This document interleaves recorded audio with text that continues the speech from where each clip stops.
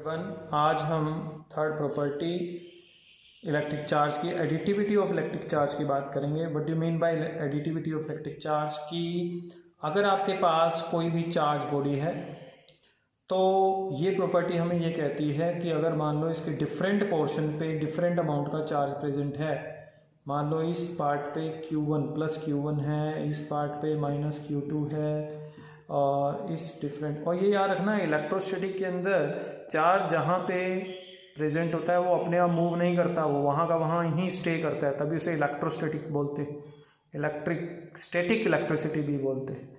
तो different portion पे मान लो डिफरेंट अमाउंट का चार्ज प्रेजेंट है, कहीं पे पॉजिटिव कहीं पे नेगेटिव।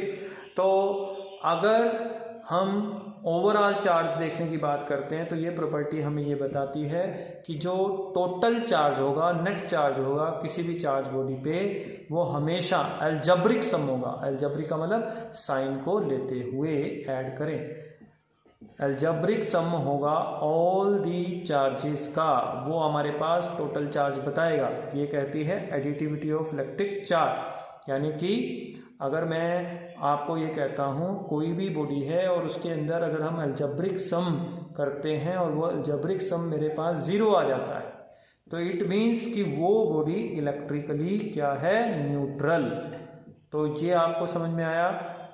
ये है किसके बारे में, that is additivity of electric charge. तो एक प्रॉपर्टी हम और डिस्कस कर लेते हैं इसी लेक्चर में, और वो क्या है हमारे पास, that is fourth one property, invariance of electric charge.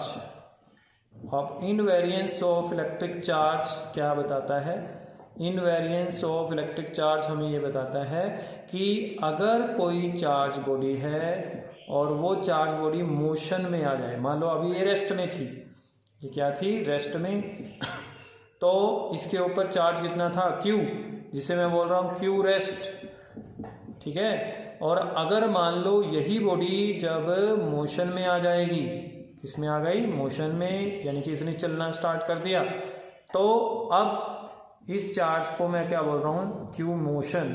तो ये प्रॉपर्टी हमें ये बताती है कि जितना चार्ज किसी भी बॉडी जो कि रेस्ट में थी उसके ऊपर रहेगा तो सेम चार्ज आपको देखने को मिलेगा जब वो मोशन में आ जाएगी। यानी कि मोशन के दौरान चार्ज के ऊपर कोई फर्क नहीं पड़ेगा। हालांकि जब कोई बॉडी चलती है तो उसका मास जरूर बदल सकता है, लेकिन वो भी रिलेटिविस्टिक स्पीड पे जाके जो है उसका मास चेंज कर जाता है, वो बॉडी हैवी हो जाती है।